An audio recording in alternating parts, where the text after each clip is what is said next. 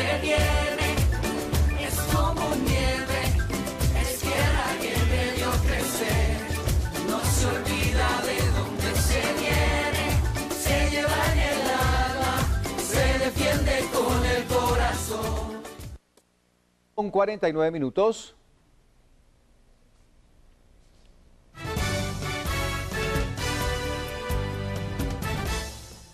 Y por supuesto que debemos continuar en este espacio que hemos establecido luego del sorteo realizado con los representantes de las distintas agrupaciones políticas que justamente presentan candidatos a la presidencia y vicepresidencia del país. Y este sorteo pues nos ha permitido realizar las invitaciones correspondientes a todos los ciudadanos guatemaltecos que aspiran justamente a este puesto tan importante. Hoy nos acompaña el candidato a la presidencia por el Partido Patriota, el doctor Mario David García. Mario David García, candidato a la presidencia, Partido Patriota. Vida familiar. Mario David Antonio García Velázquez nació en San Pedro Zacatepeque, San Marcos, el 13 de junio de 1946. Durante 1981 sufrió un ataque de la Organización del Pueblo de Armas ORPA, por lo que salió del país con su familia por 5 años. Vida política. Es un abogado guatemalteco, notario, economista y periodista, candidato a la presidencia en 1985, cuando aún no cumplía los 40 años, edad que la Constitución habría de fijar como mínima tras su entrada en vigor en enero de 1986. García Velázquez fue presidenciable por la Central Auténtica Nacionalista CAM, partido conservador fundado por el general Carlos Aravena Osorio y el finquero Carlos Anzueto Bielman. García Velázquez fue fundador y director del conocido telenoticiero Aquí el Mundo durante la década de 1980, en donde pudo haber conocido a la ex vicepresidenta Roxana Valdetti, quien entró a trabajar en el desaparecido telenoticiero. Posteriormente fue director de la revista Económicas, Competencia y revista Crónica Centroamericana. En la década del 2010 ha sido el conductor del programa radial Hablando Claro en la cadena Emisoras Unidas de Guatemala. El 17 de mayo del 2015 fue postulado como candidato presidencial a renunciar al puesto del Partido Patriota Alejandro Sinibaldi y tras ser señalada la ex vicepresidenta Roxana Valdetti de actos de corrupción. Su aparición en los medios como candidato fue duramente criticada al haber arremetido contra los medios e incluso tildar a una periodista por su peso. Se le señala de su cercanía con Luis Mendizábal, prófugo por el caso La Línea.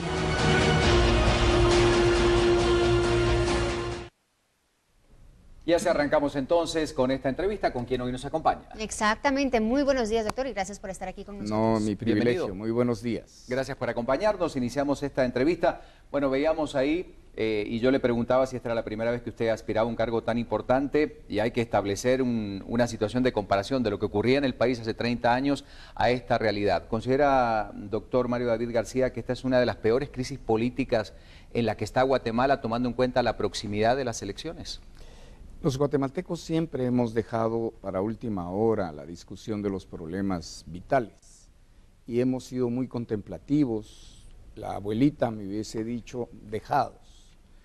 Es cierto, hace 30 años había otro tipo de crisis con mucha esperanza, porque terminaban gobiernos de fuerza, de facto, y se abría la posibilidad de vigencia de una constitución. Y el régimen constitucional pues facilitaba la visión de república democrática que nos había costado a tantos tanto o a tan pocos tanto, incluso en medio de una lucha fratricida de índole política mundial, que era la lucha del totalitarismo con la democracia norteamericana en particular y la Unión Soviética y sus atláteres por otra parte. Era un momento difícil aquel, que lamentablemente tomó el rumbo de una democracia totalmente corrupta, porque hay que decirlo, hoy estamos en una crisis de corrupción, hay que definir la corrupción, porque hay corrupción por todos lados, en cada esquina, detrás de cada biombo, y eso lo tenemos que tomar en conciencia. Y esto comenzó cuando todos teníamos la esperanza, hace 30 años, de que Guatemala iba a ser manejada con sensatez de civiles, con pulcritud y honradez, pero no fue así.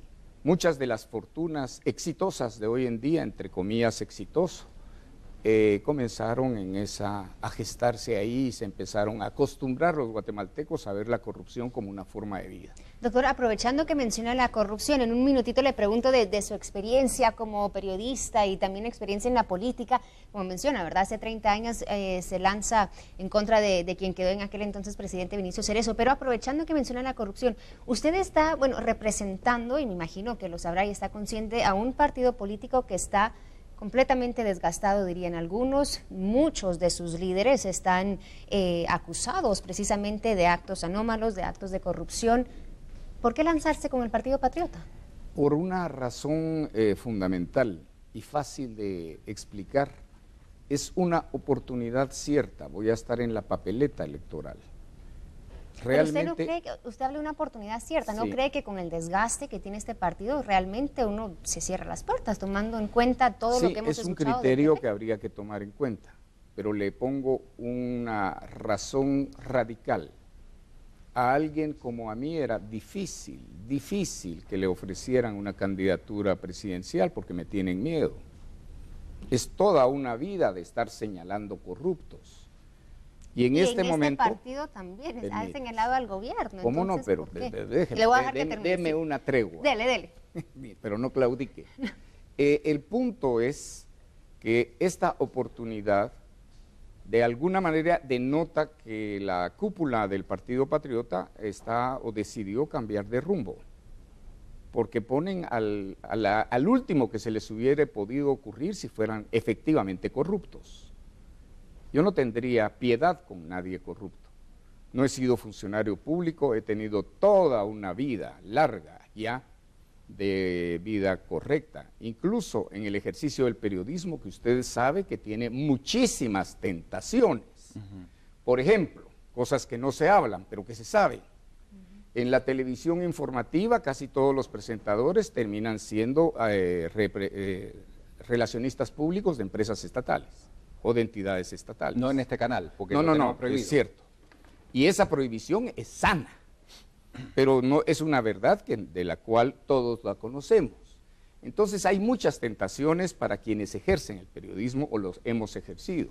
Obviamente yo también estuve sometido a ese tipo de presiones o tentaciones.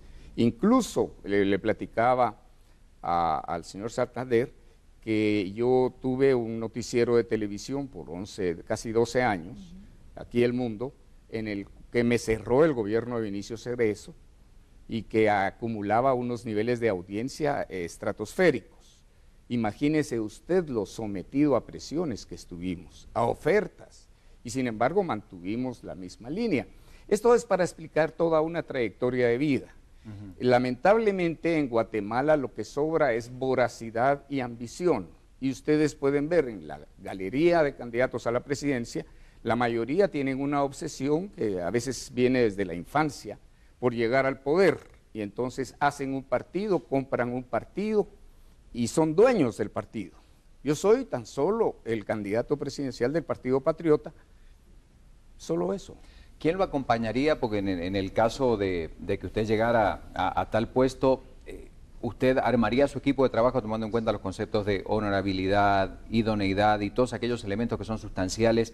¿Quiénes serían su equipo de trabajo? ¿Gente del propio partido? Ese es un tema interesante. ¿Usted buscaría otros elementos? Le cuento que, por ejemplo, este gobierno no tuvo gente del partido, tal vez uno, si mucho. No creo que hayan llegado a 2 en el gabinete, por ejemplo. Ahora, nosotros los guatemaltecos somos poco para reflexión, poco para reflexionar. Nosotros tendríamos que entender que hay que achiquitar el gobierno. Hace 30 años se necesitaban 500 personas con calificaciones, digamos, no excepcionales, pero digámoslo, notorias en cuanto a capacidad y eficiencia para gobernar. Hoy se necesitan 4,000. ¿Dónde las va a sacar? Usted tiene que buscar gente diferente, gente de trayectoria, gente de moral de clase media, que tenga como principal, si es que la encontramos, principal objetivo de vida legar su buen nombre. ¿No les parece? El tema es si esos ciudadanos están dispuestos a participar y a sumarse a un modelo. Porque muchas ¿no? veces que existen, pero dicen, no, yo no me meto a esa porquería. Sí, claro. Que pudo haber sido mi papel, pero si no me meto, entonces, ¿con qué boca alego? Hoy tengo la oportunidad y ahí estoy en la propuesta. En algún momento de desesperación para decirme, mire, yo no tengo nada que ver con el resto de candidatos a la presidencia. Son como que todos fueran canchitos, incluso albinos. Yo soy el morenito. Yo soy el garífuna, no tengo nada que ver ni en pasado, ni en presente, ni en futuro. Entonces, doctor, para contestar lo que preguntaba Ricardo, o sea, ¿qué elementos, qué características va a considerar para su equipo de gabinete, para esas personas que le van a rodear? Capacidad, por ejemplo, una obsesión, hoy que venía para el canal, venía pensando en la necesidad de enfatizar la educación. Nosotros opinamos, y es un sagrado derecho de libertad de expresión, pero lo importante es que también articulemos racionales conceptos para expresar, porque si no nos perdemos en un confusionismo que nos lleva a la perdición, que es mucho de lo que vivimos hoy.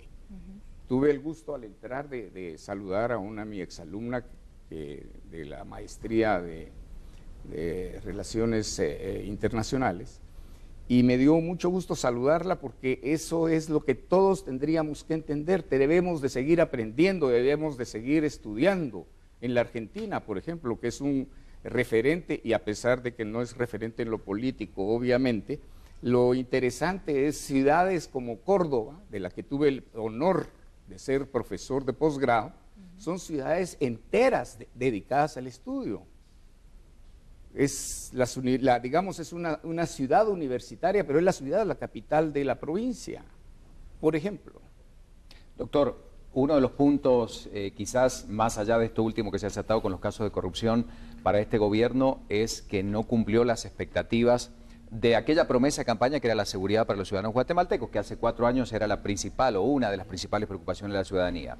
¿Usted tiene un plan distinto dentro del plan, valga la redundancia, que plantea el Partido Patriota para llevar seguridad a los guatemaltecos, que es una de las mayores preocupaciones? Le voy a contar que la seguridad no es una prioridad en la población, aunque parezca extraño. Sin embargo, le voy a decir algo más revelador e interesante. Al asumir la responsabilidad de la candidatura presidencial, me puse a ver cuál era mi plan de gobierno de hace 30 años. Y usted lo puede aplicar hoy, es el mismo, en seguridad, en salud, en formación de condiciones para el trabajo. ¿Qué pasa con el narcotráfico hace 30 años? Bueno, hace 30 años ya estaba emergiendo fuerte. Incluso se le atribuye al gobierno de Cerezo haber facilitado la expansión del narcotráfico y estuvo envuelto en escándalos, algunos de los funcionarios. Por ejemplo, hubo un funcionario que manejó Guatel de la época, que es la precursora de Telgua y de Claro, cuando era pública, que fue capturado por lavado de dinero en los Estados Unidos y purgó 8 o 10 años de prisión, por ejemplo. Doctor, me llama la atención que dice que la seguridad no es, digamos, el tema prioritario de los guatemaltecos, porque la percepción de casi toda la ciudadanía es sí, que hay carencia de seguridad en el país. No, es que tenemos entonces, carencias de todo. ¿Cuál es la prioridad entonces para Fíjese Guatemala? Que yo ¿Cómo le diría combatimos que tenemos esa un necesidad grave de sentirse problema. seguros? Ustedes tienen una enorme ventaja y es que cubren el territorio nacional. Pero cuando uno incursiona en la provincia, se da cuenta, y bueno, en la misma capital hay un cinturón de miseria, pero los niveles de miseria ya son inadmisibles en Guatemala. Yo le diría que estarían al 82% de la población afectada con miseria, y esta miseria hace una población extremadamente vulnerable, porque están con la mano, porque es la única posibilidad que tienen. Entonces se configura un estado asistencial y un estado que deriva en un estado clientelar. Y esto es fatal incluso para las pretensiones de República Democrática. Yo no menosprecio la seguridad. Es más, la seguridad lamentablemente la solución es de mediano largo plazo, porque tenemos que preparar fuerzas policíacas que estén acordes a las circunstancias. un policía que gane 3.000, 3.500 quetzales, pues es un salario de mercado, pero lo hace muy vulnerable a recibir gratificaciones que tripliquen, cuadripliquen ese monto, y entonces se tuerce.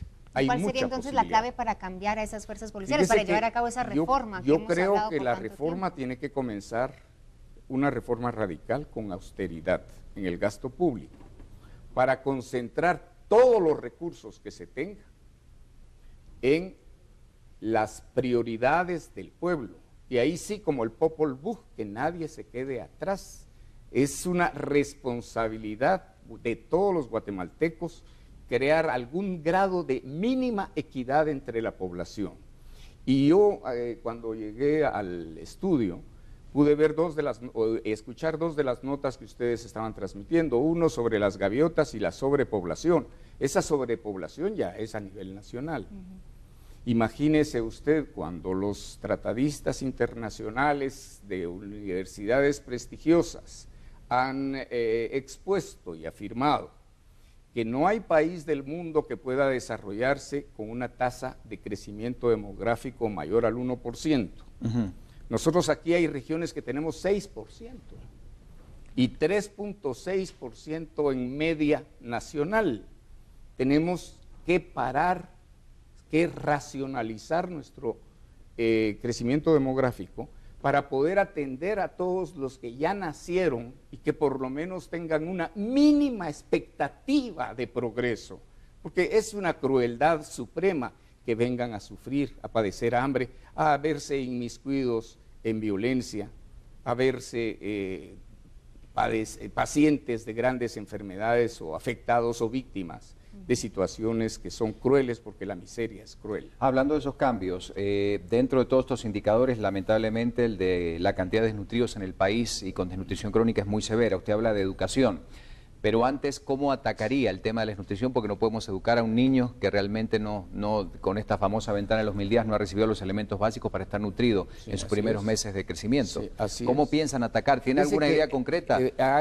Hay grupos de guatemaltecos, de buenos guatemaltecos, que han estado trabajando en esto, y hay que potenciarlos con toda la fuerza de un gobierno.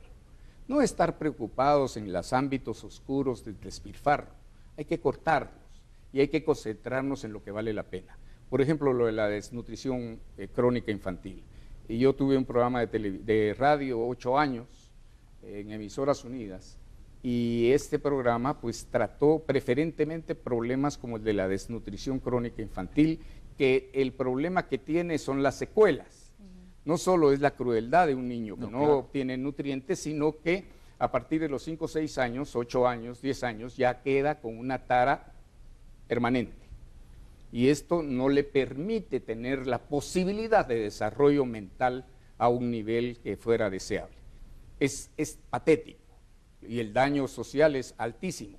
¿Qué tenemos que hacer ahí? Pues concentrarnos, pero no podemos concentrarnos solo en los ya nacidos, nos tenemos que concentrar en que no nazcan a la velocidad que siguen naciendo. En este momento, los reportes de entidades serias como el Observatorio Demográfico de Salud Reproductiva dicen que nacen cada 3 minutos un niño en Huehuetenango, cada 3 minutos un niño en Alta Verapaz.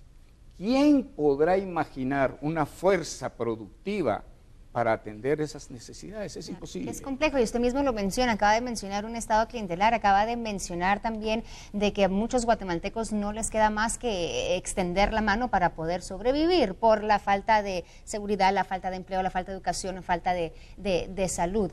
Usted en su programa de radio ya por muchos años, bueno, es conocido por estar en contra del comunismo, en contra del socialismo. Entonces mi pregunta para ustedes, ¿qué se hace en Guatemala si no está de acuerdo, primero que nada, con esos programas sociales? ¿Extender alguno de los programas sociales del actual gobierno si es electo? Cuando usted dice que yo estoy en contra del comunismo o del socialismo, es una forma fácil de decir que voy en contra de todo lo que impone coercitivamente una forma de ser o de pensar. En este momento, Guatemala no tiene nada que ver con los ismos, tiene que ver con la decencia, tiene que ver con la determinación de hacer lo que necesitamos. Los programas sociales no se pueden tirar a la basura. son medidas de urgencia. Lo que tienen que tener es un sentido y un objetivo, porque no solo se va aquel viejo refrán de los chinos, no hay que repartir pescados, hay que enseñar a pescar. Necesitamos acompañar la ayuda social con objetivos claros, por ejemplo, para preparar a la mujer para trabajar en trabajos que les reditúen ingreso. A la par y simultáneamente tenemos que cuidar a los niños. Parte del proyecto de programa de gobierno del Partido Patriota para el 2016 en adelante es la creación de una red de guarderías. Las tuvo Guatemala en alguna época y lamentablemente se cerraron. De hecho, el Código de Trabajo dice que las empresas tienen que tener una guardería. Así es, y fíjese usted que eso también es interesante, porque las leyes son tan insensatas que todos terminamos infringiéndolas. Por ejemplo, usted hizo alusión, y tiene toda la razón, a una norma constitucional que ordena que toda empresa tiene que tener guarderías, tiene que proveer de cultura, tiene que proveer de educación. Realmente no es una tarea de la empresa. La empresa cumple su deber social al crear trabajo y pagar a tiempo y tener éxito. Esa es la labor social de la empresa. Ahora, nosotros tendríamos que entender que Guatemala debe tener un gobierno responsable de gente que sepa, no de voraces por el poder, porque ya estamos pues hartos de ver toda una gama de grandes ladrones en la presidencia, por ejemplo. Y eso hay que ver también en el génesis de las candidaturas. A mí el Partido Patriota me encontró en una cátedra universitaria, me sacaron de la universidad para proponer. Soy profesor. Siendo profesor entiendo el valor de la... ¿Lo pensó muchas veces o, Fíjese que no, mucho tiempo? Porque, le voy a contar algo, porque yo porque veo... todos preguntan, ¿quién va a aceptar en las condiciones en las Sí. que se dio la salida de Sinibaldi, el caso de la expresidenta? Todo estaba demasiado candente en ese momento y decíamos, ¿quién será el que acepte realmente esa cruzada? ¿Usted lo pensó mucho o no? No, y no porque creo que el valor del hombre, del ser humano, se basa en los desafíos que acepte precisamente de resultado incierto, porque se es pusilánime si se acepta o se buscan todas las seguridades para los resultados que se puedan tener. Creo que el carácter se prueba aceptando desafíos imposibles. Doctor, yo voy a regresar rápidamente Sí, vamos, que ya al estamos rol casi en de el la tiempo. mujer que mencionaba, porque yo sé que usted está consciente de ciertas declaraciones que dio un medio de comunicación respecto a las mujeres. Quisiera decir que, bueno, su presentación, digamos, como presidenciable, fue un poco tumultuosa en el sentido de que, bueno, vemos en la conferencia de prensa, usted de manera ofensiva se refiere a una reportera de un medio de comunicación. Luego en ese mismo medio de comunicación usted se refiere a las mujeres como mujercitas, que debemos estar en casa con el delantal puesto. ¿Cree usted que estas declaraciones le perjudican a la hora de conseguir el voto urbano, el voto de la mujer? Sí, el problema, y este ha sido un tema recurrente porque creo que no encuentran dónde agarrarme. Me ha dado mucha tristeza ver la muy mala fe que exponen hoy en día Guatemala. Realmente el término mujercita puede verse peyorativamente, pero puede verse también como una forma. Hay una obra de la literatura que se llama Mujercitas, por ejemplo, y no es peyorativa. Yo sigo pensando, digamos, a mis hijas les digo mamita, y es una forma muy chapina. Nosotros somos de Cafecito, de Laurita. Incluso ayer le dije a una contadora de una oficina, señora, y me dice, no, no soy señora, no, pero como ahora es pecaminoso decir señorita. Entonces, yo creo que hay mucha mala fe en esa interpretación sesgada, pero la he tenido que aceptar con, le digo, estoicismo, porque entiendo que qué otra cosa podemos esperar de una Guatemala que está confundida, que estamos de alguna manera en una divagación de criterios arbitrarios y poco consistentes. Claro, Lo único que yo le digo... No me refiero a la palabra mujercita solo, sino que al rol que usted explicó que debería de tener la mujer. Y claro, o sea, puedo entender cómo quizá, o usted quizá podría entender cómo ese juego de palabras no Pero resonó por eso bien, le digo, ¿verdad? puede ser tratado con mala fe y entonces da los resultados que hemos visto. Yo le puedo asegurar, por ejemplo, en la presentación de mi vida que hizo el canal hace unos momentos, se decía que yo había salido 5 años. No, yo no salí de Guatemala. Que su familia se había salido. Yo puse a resguardo a mi familia y siempre fui muy protector de mi familia, asumiendo que los riesgos eran legítimos que los corriera yo, pero no mis hijos o mi esposa. Y esto, por ejemplo, yo he tenido mis hijas me han dicho, mire papá, cuando quiera, nosotros lo acompañamos, porque ellas saben la calidad de padre que he sido, es como mis hijos varones. Hemos tenido una familia muy unida, cada quien con sus propios roles y sus propios objetivos. Pero, por ejemplo, me parece absurdo haber tenido que sufrir señalamientos sobre, digamos, casi un odio a la mujer. Es absurdo, pero absurdo. ¿Tendría mujeres en su gabinete? O sea, en el caso de... Sí. Fíjese usted que hay un elemento interesante. La mujer tiene más carácter para hacer ciertas cosas. Y lo que sí me preocupa, y esto nos debe preocupar, pero no a Mario David García, que se olviden de Mario David García. Nos debe preocupar como guatemaltecos, es quién forma a los niños. Eso es lo vital, porque el drama del niño hoy, imagínense con tan pocos días de escolaridad, 90, 110 días de escolaridad en un año. Eso es un absurdo. ¿Cómo vamos a pretender desarrollarnos con 1/3 del año de estudios si deberíamos estar estudiando 300 días en el año, mínimo? Y con esfuerzo así se han forjado los países que han emergido. Nosotros que nos vamos a quedar, sí, que sigan todos holgando y que además de eso no haya quien cuide a los niños. Si cuando hay una tía, una abuela o una empleada, pero la mayoría andan un poco en el limbo, esa es una realidad. Una vez recibí en el programa a un grupo de mujeres líderes que tienen un congreso anual. Y les dije, señoras, ¿ustedes no me permitirían 30 segundos de participar en su evento? Me dijeron, no, es solo para mujeres. Entonces se están aplicando discriminación. No, pero es que es solo para mujeres. Pero una de ellas estuvo curiosa y me dijo, ¿y qué querría decir en tan solo 30 segundos? Solo pararme enfrente y preguntarle, señoras, buenas tardes, ¿quién está cuidando a los niños? Bueno, el rol de la mujer ha cambiado y le ha costado demasiado. Ahora es una necesidad salir a trabajar y por eso yo coincido con usted en el programa de guarderías, ahí sí lo apoyaría totalmente para poder dar a la mujer de trabajar. Y hay que hacerlo porque el niño merece cuidado, pero fíjese, por ejemplo, la ayuda social tiene que ser con un módulo donde la mamá esté aprendiendo y pegado a la guardería para que después pase con sus hijos. Y es un costo altísimo en algún momento, pero es menos costoso que lo que Guatemala ha pagado por corrupción y por hacer a tanto rico, cínico y que anda por ahí. Vamos a ir a las preguntas de la gente porque nos quedan 15 minutos de entrevista. 2 preguntas de la calle, doctor, para esta modalidad. Si tenemos un minuto para que usted pueda responder, claro. Vamos a la primera de ellas, por favor. Adelante. Sí. ¿Qué es lo primero que va a hacer a la hora de gobernar? Si combatiría la delincuencia o aumentaría el trabajo.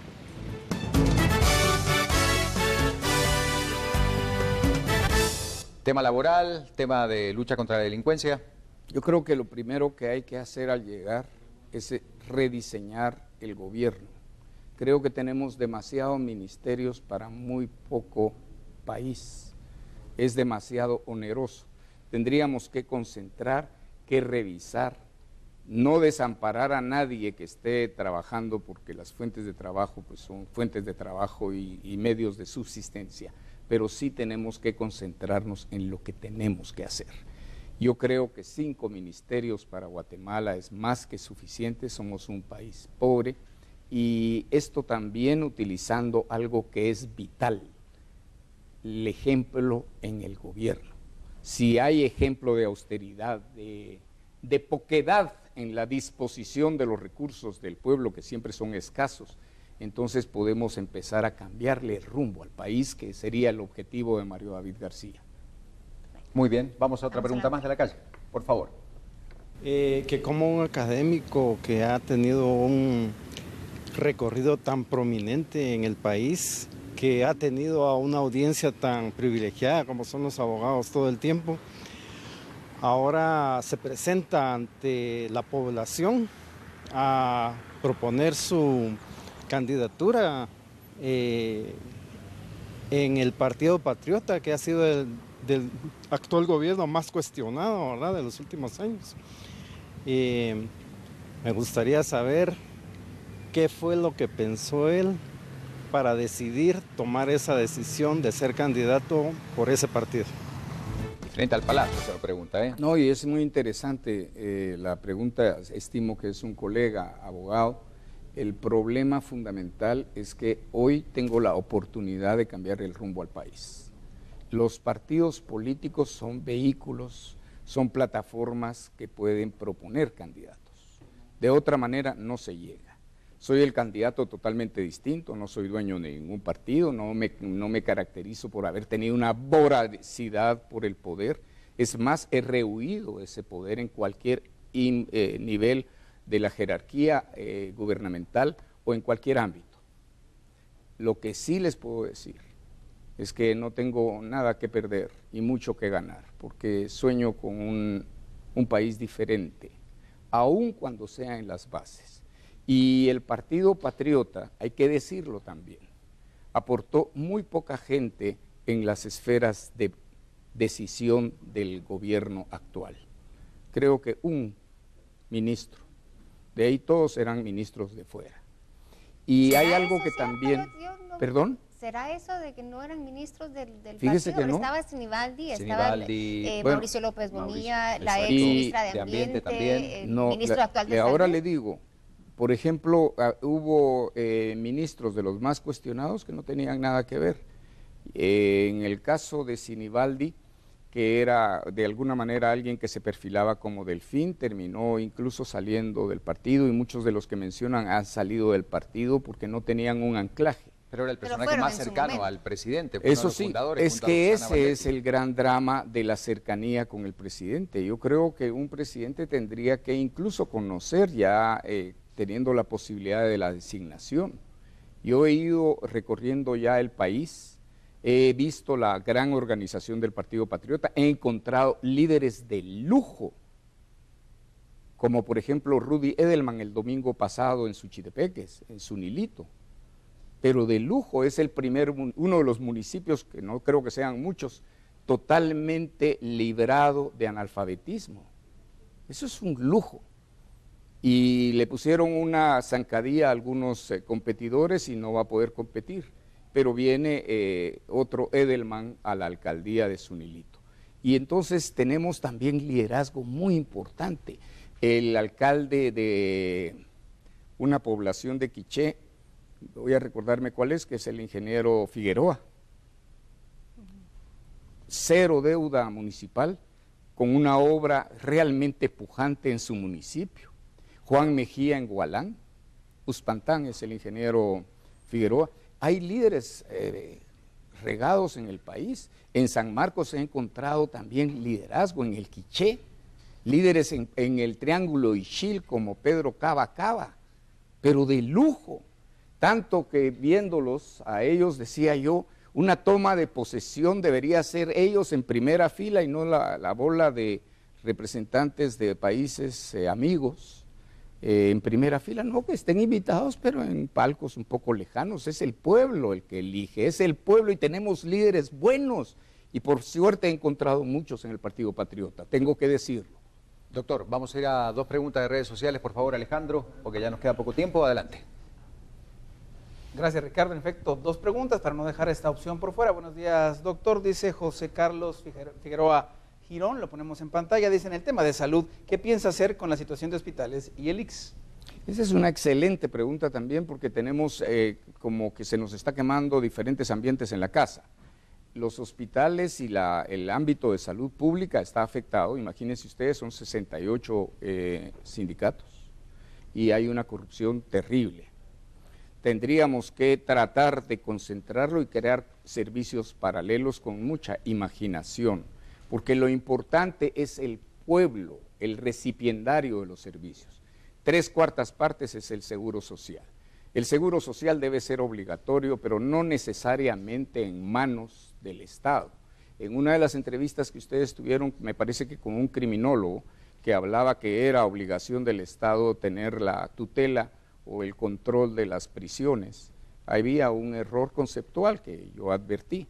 y que hubiese sido interesante de platicar entre expertos, porque el Estado es por definición ineficiente. Lo que es de todos no es de nadie.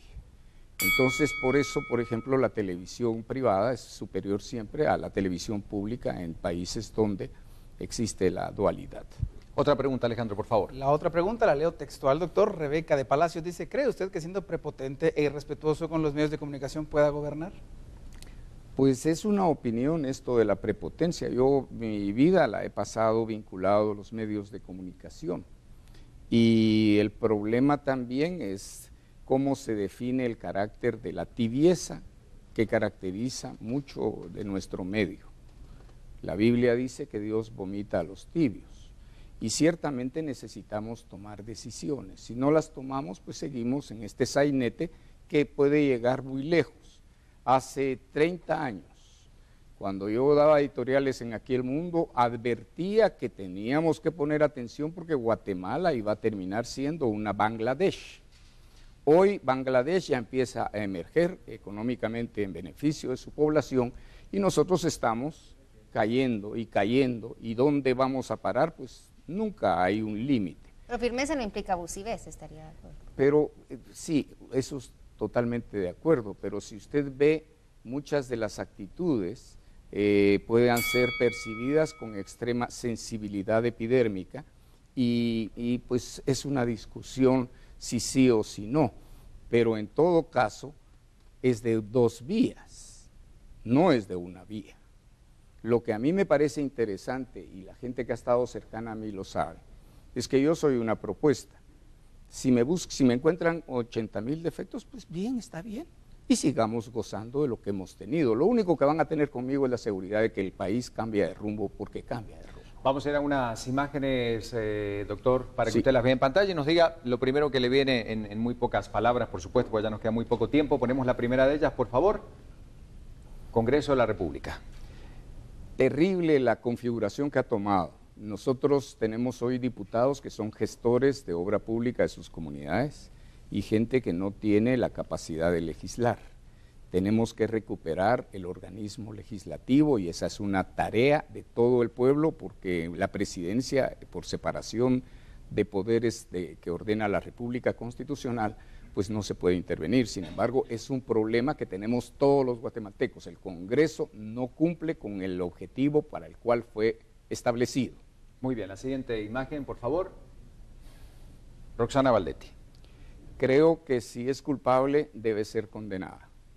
Tiene que ser juzgada con el debido proceso de la ley. Hay una presunción de inocencia para todos los guatemaltecos, no para unos ni para otros, para todos. Pero lo que he visto en los órganos encargados de la acusación es que son fáciles para acusar y totalmente inencontrables al momento de aportar prueba. He conminado al Ministerio Público y a la CICIG a que antes de acusar a quien sea, vayan con la prueba. Incluso al propio comisionado Iván Velázquez, que es un buen jurista, le he pedido que recuerde que la presunción de inocencia equivale a que el que acusa miente. Y para que el que acusa no mienta, se tiene que aportar prueba y dejar de estar haciendo escándalos que en este caso tienen fines, pues, obviamente políticos. Pues ayer decía Iván Velázquez aquí que las pruebas que él ha presentado, como las escuchas telefónicas en el último caso, son pruebas contundentes y que ya depende del organismo judicial darle, por supuesto, seguimiento. Fíjese que a estas es muy solicitudes, temerario, ¿verdad?, esto, porque son juicios de valor. Yo he visto algunas transcripciones de las escuchas y no encuentro la contundencia. Primero hay que tener, porque es derecho penal que está totalmente matizado y condicionado al cumplimiento de la Constitución y las garantías de derechos fundamentales. Hay que ver cómo consiguieron la prueba y evaluar la prueba.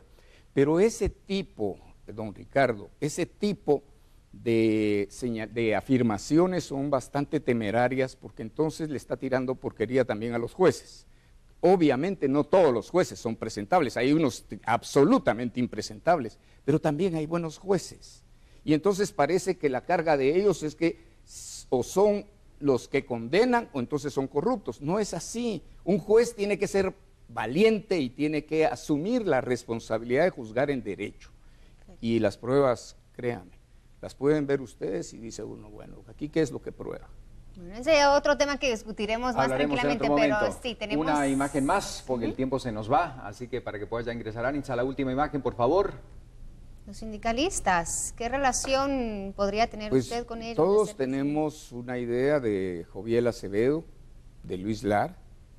Creo que habrá que sentarlos y conversar con ellos, porque el modelo que ellos han logrado es impresentable de cara a la eficiencia del sector salud y del sector educación. Es una obviedad.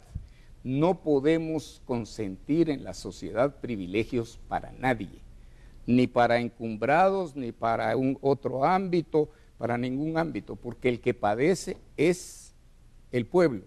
En Francia se tuvo un problema similar y se buscó, ellos no tienen tradición constitucional, ellos son monárquicos, aunque hayan tenido 5 repúblicas. Aquí hay mucha gente que habla de refundación del Estado, no saben lo que están diciendo.